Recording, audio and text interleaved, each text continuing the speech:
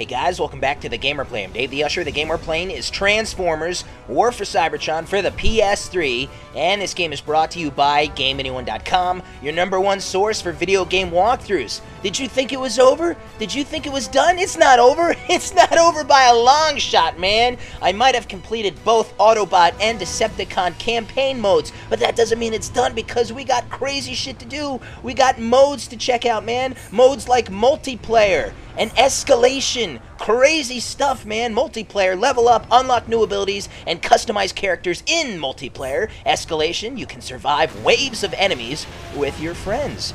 That sounds like fun, man. I'm going to show you every nook and cranny of this stuff. We're going to go through it. We're going to do it all, and I'm going to kick some ass. Let's go! All right. So we're going to do multiplayer first. I'm going to show you all the game modes here. It's pretty crazy. Okay, so here we are in the multiplayer party lobby. As you can see, there's 980 players currently online. That changes, of course, depending on the time of day. So we can find a match, we can set up a private match, we can create our character, customize, and all that. Teletran 1, view game challenges, leaderboards, and prime mode options. We'll have to take a look-see at that. Matchmaking, we can switch this from worldwide, regional, and all that stuff. Friends, we can see online friends and manage game invites, so we can invite them to games, they can invite you to games. So it's good, fun stuff, man. So before we get into anything, we're going to go to Create Character. As you can see, there are 4 different types of characters in this game. There's the Scout, the Scientist, the Leader, the Soldier. Now, of course, you start at level 1, and you have to upgrade your levels, and, you know, you go through level 2, level 3, and during that process, you get more abilities. Now, the max level is level 25, so once you're at level 25, you will be able to use any ability you want to. You'll be maxed out, and there you go. Now, I purposely left a couple characters back. You can see the EXP bar right underneath their names. They're at level 24, but they're about to make that final leap to level 25. I wanted to master it on the gamer play for you guys to witness, so I left a couple characters back. So we're going to go through all 4 characters, and we're going to go into their level 3 modes, you know, their final form. I'm not going to bother showing you level 1 and 2. We'll just go into 3. Okay, so for the Scout, you know, we get to personalize our characters. We can create and customize and do everything, give them certain weapons and abilities and upgrades and all that kind of shit. So I went with the No Ray and the Scatter Blaster for the Scout. I think they complement each other really well. They're both pretty and very powerful. One for far range, one for short. So that's good stuff. Now I wanted to set up Cloaking. I really like this ability, Cloaking. Become nearly invisible on the battlefield. That's a really good one. Now the 2 I didn't use is Dash. We've seen that. You can dash in a direction. You can spawn a decoy, pick up, and stuns enemies if they touch it. Not really great. And I used another one called Mark Target, and that tags an enemy with an electromagnetic pulse and weakens their armor and reveals their location. That's pretty good. Alright, so now we have upgrades. Now these are great. And the more you level up, once again, the more upgrades you can use. As you can see, this guy is maxed out at level 25, so I can use whatever the hell I want. Okay, Surprise Attack increases damage after decloaking. I like to sneak around, you know. I'm a surpriser. I'm crazy. So this really helps me out as I am cloaked, and it helps me kill a lot of enemies. We got the Ghost. Cloaking generators resonate at a higher frequency, providing increased cloaking time. Increased cloaking time, good stuff. Rapid recharge, you get this when you hit level 25. It reduces ability recharge time, so I can use my abilities more often and I don't have to wait around. So that's good stuff. And we got a lot of other abilities here, like carrying extra grenades, more ammo. You know, it's not that bad stuff. Reduce kickback. There's really a lot. Gives help for every kill. Yeah, that's cool. Grants faster foot speed. That's not bad either.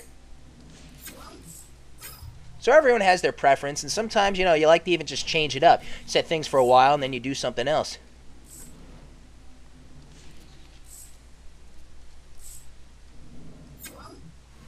Okay, now let's get to the characters themselves. We got the Autobot and the Decepticon, and we can change our character's look here. We got the Speedster. We got the Sprinter. There's RC. I unlocked her when I completed the Autobot campaign mode. We got the Dragster. And that's Jazz. Back to the runner. That was Bumblebee. So we're going to go with the Dragster Jazz. He's my favorite. I really like him. He can hit L3 and change his form. That's pretty cool. Now let's go over to Decepticon. Check out, there's the Tracker. Awesome stuff, man. Yeah! We got the Racer. Hey! Enforcer. Alright, so we're going to go with Tracker. Scientist. Okay, now for the Scientist, I went with the Photon Burst Rifle. It's a pretty far range attack. It's really nice. Also, the Energon Repair Ray, it can help heal my allies, and it still does damage. Now, I went with the Drain ability, and that siphons health from enemies. And I also went with Spawn a Sentry. I can see cloaked characters, so that comes in handy. Kind of a defensive weapon. Now for the abilities, we got the Rocket Sentry. Now this actually will spawn a Rocket Sentry instead, and it's more powerful, and it can still see cloaked characters. Sentry Power Core increases the Sentry power, so now it's badass, man. And the Rapid Recharge once again. I like the Rapid Recharge. It's good stuff.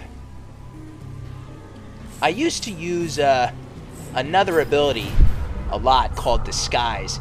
And that you can appear as an ally to an enemy. So pretty much you're their color and they're unaware that you're on the opposite team until, you start hitting the guy. And by then, usually they're dead. But I switched that up recently. Alright, let's look at the robot modes here. Interceptor. Sky Raider. And the Air Defender. My personal favorite is the Interceptor. And for the Decepticon Scientists, we got Retaliator, which that is actually Shockwave. Hey, how you doing, Shockwave? Why don't you change forms for us? We have the Stalker, and that is Slipstream. And I unlocked her after completing the Decepticon campaign. Finally, the Energon Seeker. Alright, good stuff. So moving on, once again, we're going to go to the leader, level 3. I'm using the Fusion Cannon and the Energon Battle Pistol. With my abilities, Disruption forces victims to change form and locks them in that form for a brief time. That can really cause confusion. I think it's pretty badass, and it's easy to fuck enemies up. Alright, big old bomb here. Slows enemies who get near it and causes damage when it explodes. That can help out. Once again, like these two abilities can really screw with the opposing side. Alright, let's go to our upgrades. Duck and Cover.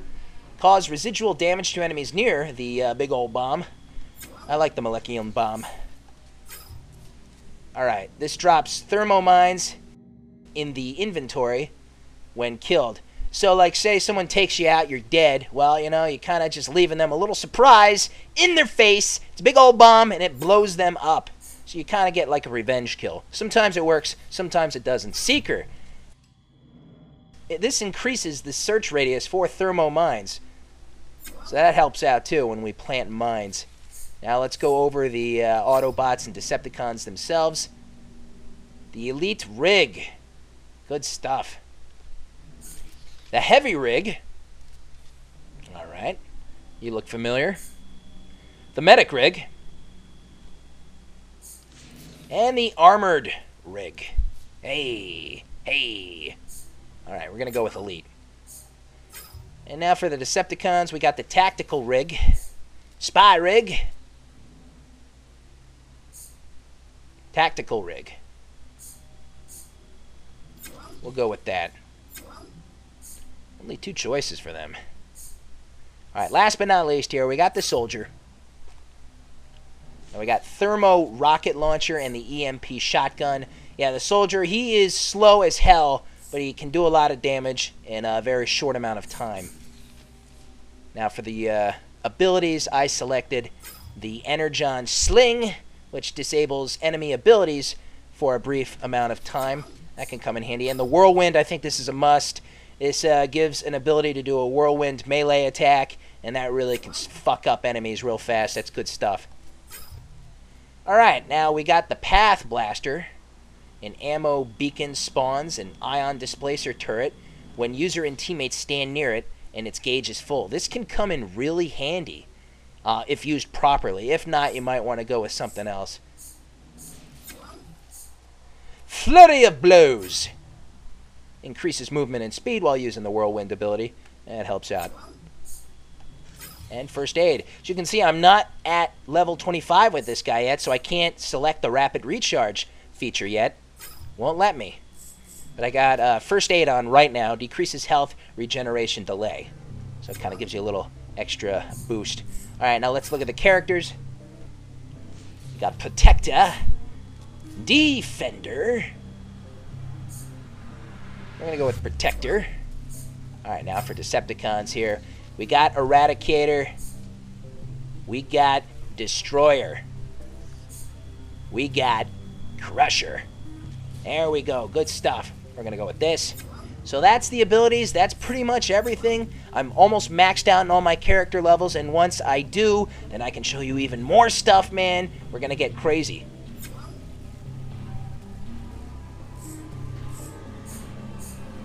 So before we find a match, I'm going to quickly show you all the levels. So we're going to go to private match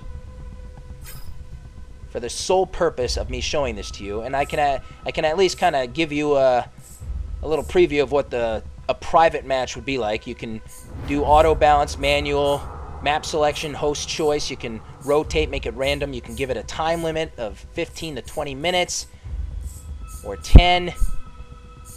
Points to win feature. So we're going to go to create game. This is going to take us to another screen.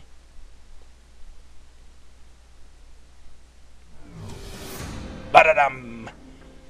Alright, so since this is private, I would have to invite people in here, and no one else would be allowed. You know, no outsiders, no people I don't know. Just me and my buddies, man. That's all it would be. So we can start the game.